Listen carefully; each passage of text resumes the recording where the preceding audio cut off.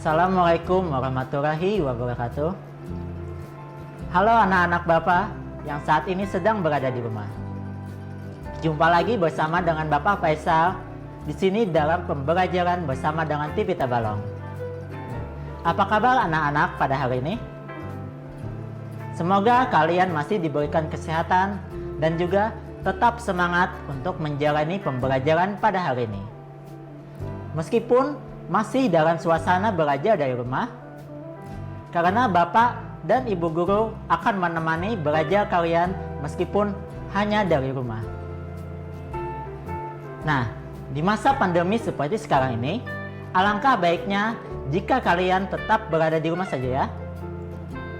Kalaupun ada sesuatu hal yang memaksa kalian untuk keluar rumah, jangan lupa untuk mematuhi protokol kesehatan. Selalu memakai masker ketika kita berada di luar rumah dan sering-sering untuk mencuci tangan, memakai sabun, dan agar tetap menghindari kerumunan serta menjaga jarak kalian dengan teman-teman kalian. Nah, hari ini kita akan melanjutkan pembelajaran di kelas 4 dengan judul tema 3, subtema 2, dan di pembelajaran 1 dengan judul keberagaman makhluk hidup di lingkunganku. Nah, setelah kita belajar pada hari ini, Bapak harap setelah kalian mengamati gambar, kalian mampu untuk membuat daftar pertanyaan tertulis menggunakan kosakata baku dan juga menggunakan kalimat efektif untuk persiapan wawancara dengan tepat. Lalu, setelah kita melakukan diskusi pemecahan masalah, kalian juga mampu untuk mengidentifikasi pentingnya peran hewan sebagai sumber daya alam dalam menjaga keseimbangan alam dengan tepat. Lalu, pada hari ini kita akan membuat poster dan mampu untuk menjelaskan tentang pentingnya peran hewan sebagai sumber daya alam dalam menjaga keseimbangan alam dengan sistematis. Lalu, dengan membuat poster ini, kalian mampu untuk melakukan upaya pelestarian hewan sebagai sumber daya alam dengan kepedulian yang tinggi. Nah, anak-anak, silakan untuk memperhatikan gambar ini. Apa yang dapat kalian temukan pada gambar ini? Ya, tepat sekali. Ini adalah gambar burung. Gambar ini menyediakan beragam jenis burung, yaitu burung cendrawasih. Burung ini merupakan hewan endemik atau hewan asli yang berasal dari Indonesia. Jadi keanekaragaman di Indonesia sangat kaya. Burung cendrawasih pada umumnya berasal dari daerah timur Indonesia. Burung cendrawasih juga mirip dengan pulau endemiknya, yaitu Pulau Papua. Coba kalian perhatikan sendiri bagaimana bentuk Pulau Papua. Nah, burung cendrawasih ada yang berwarna biru, ada yang berwarna merah, dengan ciri khasnya ekor yang panjang. Burung ini sangat cantik. Karena itulah, burung ini juga disebut sebagai burung surga. Nah, setelah kalian memperhatikan gambar, yaitu gambar burung cendrawasih tadi, Bapak harap kalian sudah bisa untuk membuat pertanyaan yang sudah dijelaskan pada pembelajaran sebelumnya, yaitu dengan menggunakan kata tanya yang digunakan secara umum dalam penyusunan kalimat, yaitu dengan rumus adik Simba. Menggunakan kata tanya apa, di mana, kapan, siapa, dan juga bagaimana. Bapak yakin kalian sudah bisa untuk menggunakan unsur kata dalam kata tanya ini. Nah, contoh yang dapat diberikan untuk membuat pertanyaan berdasarkan gambar tadi, yaitu untuk mengetahui apa saja yang ingin kita ketahui pada gambar tadi. Jadi, ini berfungsi untuk membuat komposisi yang pas dalam pertanyaan wawancara. Misalkan penggunaan kata apa, yaitu apa saja warna dari burung cendrawasih. Jangan lupa untuk menggunakan kata tanya di akhir kalimat. Kemudian penggunaan kata di mana sajakah habitat dari burung cendrawasih. Dan yang ketiga, contoh dari penggunaan kata mengapa burung cendrawasih termasuk hewan dilindungi di Indonesia. Setelah ini, Bapak akan menjelaskan lebih lanjut mengenai burung cendrawasih yang merupakan hewan endemik atau hewan asli dari Indonesia ini. Jangan kemana-mana ya anak-anak, tunggu setelah pesan-pesan berikut ini.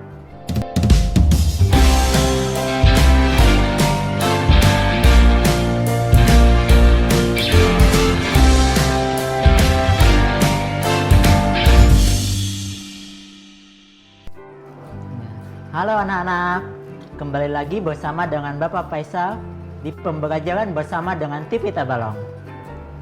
Ya, pada pembelajaran yang selanjutnya ini, kita akan mempelajari lebih lanjut apa sih itu burung cendrawasih dan mengapa burung ini dikategorikan hewan langka di Indonesia. Juga burung ini harus kita lindungi. Mohon simak baik-baik ya anak-anak untuk video berikut ini.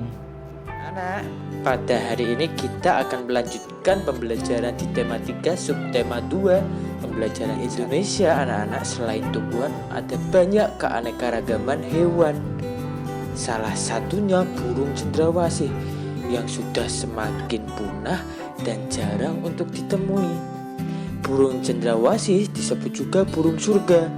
Burung yang menjadi maskot Papua ini memiliki warna bulu yang indah.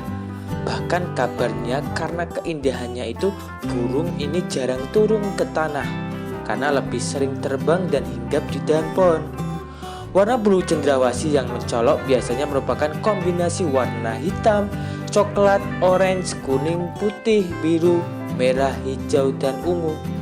Burung ini semakin molek dengan keberadaan bulu memanjang dan unik yang tumbuh dari paruh, sayap, atau kepalanya. Warna yang bermacam-macam menjadi salah satu penanda untuk mengelompokkan jenis mereka. Habitat aslinya anak-anak ada di hutan lebat yang umumnya terletak di daerah dataran rendah dan hanya dapat ditemukan di Indonesia bagian timur. Burung cendrawasih merupakan burung yang menjadi identitas Provinsi Papua. Masyarakat di Papua sering menggunakan bulu cendrawasih sebagai pelengkap atau hiasan dalam pakaian adat mereka. Keberadaan burung cendrawasih kini kian lama terancam anak-anak. Pemburuan dan penangkapan liar serta kerusakan habitat menjadi beberapa penyebab utamanya. Bulu cendrawasih anak-anak juga diperdagangkan, digunakan sebagai penghias topi wanita di Eropa atau di luar negeri. Tapi kini burung cantik ini menjadi jenis satwa yang dilindungi oleh negara kita anak-anak. Beberapa jenis cendrawasih yang masuk dalam daftar yang dilindungi antara lain cendrawasih kuning kecil, cendrawasih botak, cendrawasih raja, cendrawasih merah, dan tuwang. Itulah salah satu burung langka di Indonesia anak-anak, tepatnya di daerah Papua. Ya, salah satu hewan yang dilindungi. Artinya jika ada yang berani menangkap, memburunya, memperjualbelikan anak-anak akan ditangkap oleh pejabat yang berwenang atau petugas yang berwenang karena itu dilindungi. Jumlahnya semakin sedikit anak-anak. Tidak boleh kita memburu secara liar, maka akan ditangkap ya.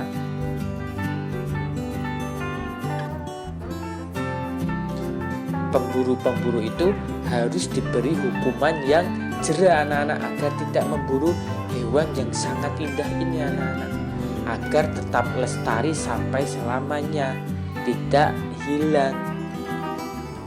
Nah anak-anak, Bagaimana tanggapan kalian setelah menonton video tadi? Sangat mengasihkan bukan? Ya, Bapak yakin kalian sudah mengetahui lebih lanjut siapakah burung cendrawasih ini. Dan Bapak yakin kalian juga sangat tertarik dengan burung cendrawasih karena bentuknya yang sangat indah dan warnanya yang sangat bagus sekali.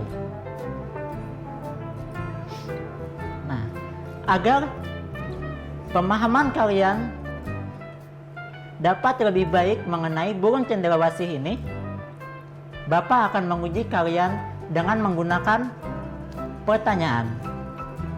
Jadi, tolong perhatikan pada layar. Silahkan kalian untuk menjawab 5 pertanyaan ini sebagai tugas 1. Nah, anak-anak, jadi coba kalian perhatikan pada layar. Kalian juga pasti sudah mengetahui hewan apakah yang terdapat pada layar ini. Ya, hewan ini adalah orangutan.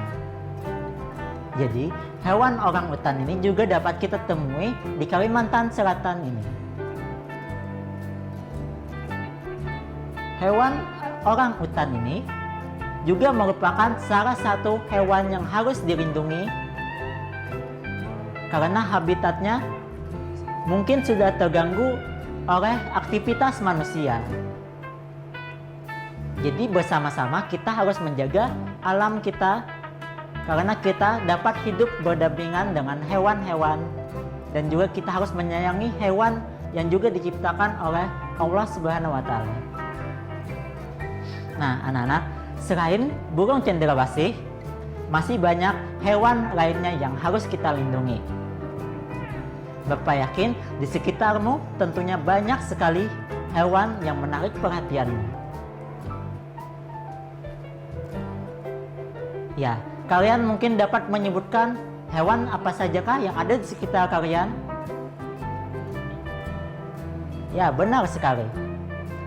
Seperti burung, ada kucing, ada anjing, dan juga hewan-hewan yang sangat indah yaitu kupu-kupu. Nah, mari kita belajar lebih banyak mengenai hewan agar kita dapat menyayangi hewan tersebut. Nah, seperti yang Bapak sebut, hewan ini adalah kupu-kupu. Apakah kalian mengetahui kupu-kupu? Ya, benar. Hewan kupu-kupu sangat indah dan juga sangat manis untuk dipandang karena mempunyai bentuk corak dan juga warna yang sangat indah. Tapi asal kalian tahu bahwa kupu-kupu sangat mempunyai banyak sekali corak dan juga warna, terutama di Indonesia ini. Tapi kita harus mengenal hewan kupu-kupu ini seperti apakah bentuknya dan juga seperti apakah kehidupannya. Kita dapat mengetahui seperti apakah pertumbuhannya dimulai dari telur sampai dia menjadi kupu-kupu yang sangat indah. Ada kupu-kupu sayap burung peri yang ditemukan di Papua. Dan juga ada kupu-kupu yang sangat besar sekali bentuknya, yaitu kupu-kupu raja yang ditemukan di Jawa dan juga Sumatera. Kemudian ada kupu-kupu yang berwarna hijau, yaitu kupu-kupu Trogon yang dapat ditemukan di Pulau Kalimantan. Nah, anak-anak, Bapak yakin kalian sangat tertarik dengan kupu-kupu ini. Jadi, setelah ini Bapak akan menampilkan video mengenai hewan kupu-kupu yang sangat kalian nantikan. Jangan kemana-mana ya anak-anak. Tunggu setelah pesan-pesan berikut ini.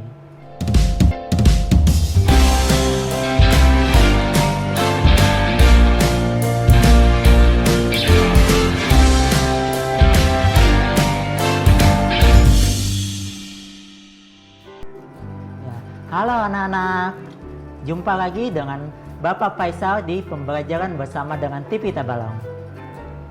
Nah, kalian pasti sangat menantikan pada tayangan berikut ini, yaitu mengenai kupu-kupu hewan yang ada di sekitar kita.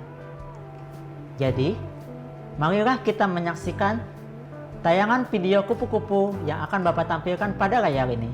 Mohon disimak ya anak-anak.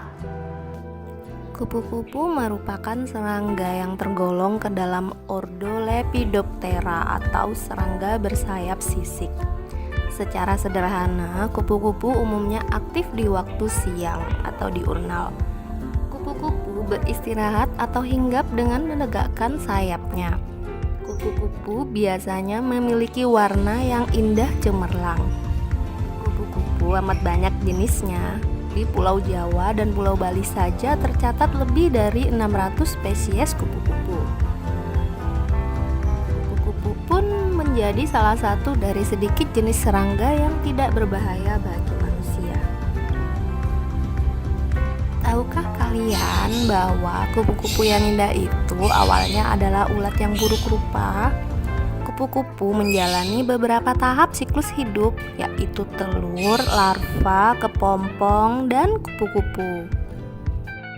Daur hidup kupu-kupu bermula dari telur yang melekat di daun. Telur kupu-kupu diletakkan pada daun dengan bahan perekat khusus yang cepat mengeras. Bila mengeras, bahan itu berkontraksi dan membengkokkan bentuk telur, kemudian matang dan menetas setelah 5-10 hari dan menjadi larva atau ulat.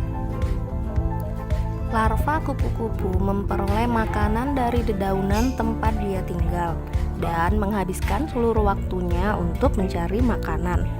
Sampai setelah 2 minggu, larva tersebut membentuk kepompong yang tergantung di ranting atau daun.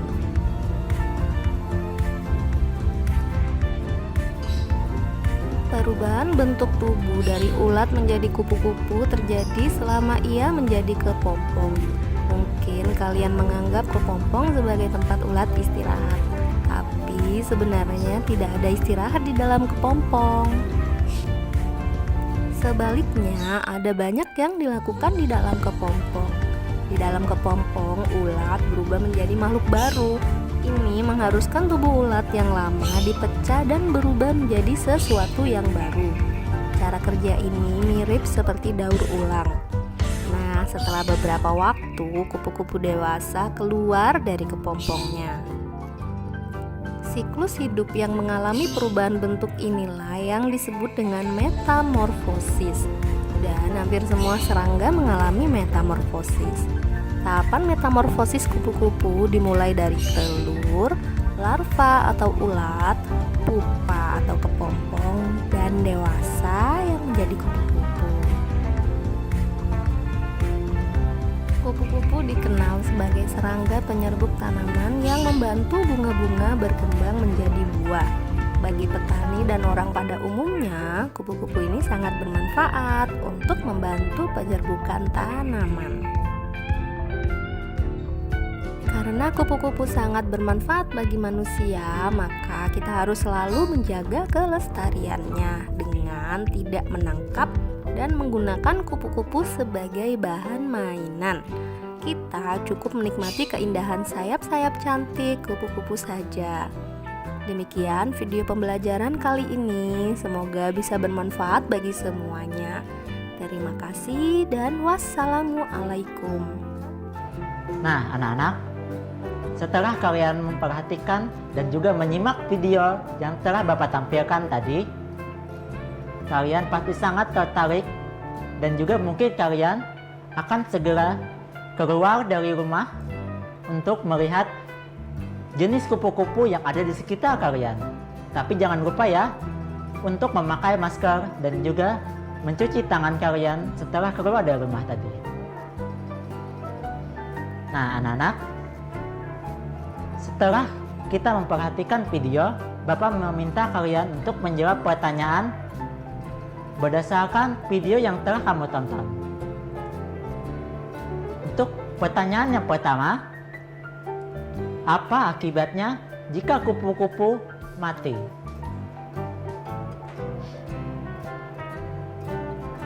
Lalu yang kedua, apa yang bisa kamu lakukan agar kalian dapat melindungi kupu-kupu? Meskipun kupu-kupu sangat banyak, tapi hewan ini berhak untuk kita lindungi. Lalu untuk pertanyaan yang ketiga, di mana kupu-kupu hidup? Kalian dapat menjelaskan berdasarkan pengamatan kalian ketika kalian berada di luar rumah. Ya, anak-anak, kalian pasti telah mengetahui tentang manfaat dan juga pentingnya hewan bagi keseimbangan lingkungan kita. Karena salah satu faktor dari kegunaan dan juga manfaat hewan pasti sangat berpengaruh bagi makanan dan juga kelestarian kehidupan manusia, karena beberapa hewan juga membantu kesuburan dari tumbuhan ataupun padi yang kita makan. Lalu, agar kalian dapat ikut berperan untuk menjaga kelestarian hewan, maka Bapak meminta kalian untuk membuat poster. Nah, Bapak menampilkan beberapa contoh poster mengenai ajakan untuk menjaga kelestarian hewan. Kalian dapat membuat poster untuk menjaga hewan ataupun menjaga kelestarian tumbuhan. Terserah mau hewan yang langka ataupun dilindungi ataupun yang berada di sekitar kita. Kalian dapat membuat pada buku gambar dan juga diberi warna agar lebih menarik. Untuk pembuatan poster yang berisi ajakan untuk menyayangi dan juga merawat hewan, pada poster ini yaitu memuat nama hewannya, ciri-ciri dari khusus tentang hewan tersebut, lalu habitat hewan atau tempat di mana dia tinggal. Ada hewan yang tempat tinggalnya di pantai, di dataran rendah, dan juga dataran tinggi. Kemudian keberadaan hewan saat ini, apakah yang menyebabkan hewan ini menjadi langka? Apabila kamu memilih hewan yang langka atau dilindungi. Juga kita harus memuat ajakan atau upaya yang dapat kita lakukan untuk menjaga kelestarian hewan tersebut. Nah, hewan tersebut juga mempunyai manfaat pada masyarakat di sekitar kita. Kalian dapat menyebutkan dan menuliskan pada poster tersebut. Nah, ingat ya anak-anak, dalam pembuatan poster kita harus menggunakan kosakata baku dan juga kalimat yang efektif. Tidak perlu panjang-panjang, hanya perlu kalimat yang efektif yang telah kita pelajari pada pembelajaran sebelumnya, agar orang dapat mengerti apa isi dari poster kita. Berikut adalah kesimpulan yang dapat kita ambil dan juga yang kita telah pelajari selama pembelajaran ini berlangsung, yaitu hewan-hewan yang telah kita pelajari tadi, yaitu tentang hewan burung cendrawasih, kupu-kupu, dan juga hewan lainnya yang telah Bapak sebutkan. Ini merupakan sumber daya alam hayati yang dimanfaatkan selain untuk memenuhi kebutuhan manusia, juga menjadi ciri identitas bangsa Indonesia. Juga kalian telah mengenal lebih jauh hewan burung cendrawasih serta upaya-upaya yang dapat kita lakukan untuk menjaga kelestarian burung cendrawasih. Hewan juga sebagai sumber daya alam hayati juga memiliki peran penting dalam kelestarian lingkungan kita. Kita juga wajib untuk merawat dan menyayangi hewan sebagai wujud syukur pada Tuhan Yang Maha Esa yang telah menganugerahkan beragam jenis hewan yang dapat dimanfaatkan bagi kesejahteraan manusia, terutama di Indonesia yang mempunyai keragaman hewan yang sangat banyak sekali. Lalu, kita juga telah membuat poster mengenai ajakan berupa upaya-upaya untuk menjaga kelestarian hewan. Setelah kita mempelajari pembelajaran pada hari ini, semoga apa yang dapat Bapak sampaikan dapat bermanfaat dan juga menjadi ilmu yang baik bagi kita semua.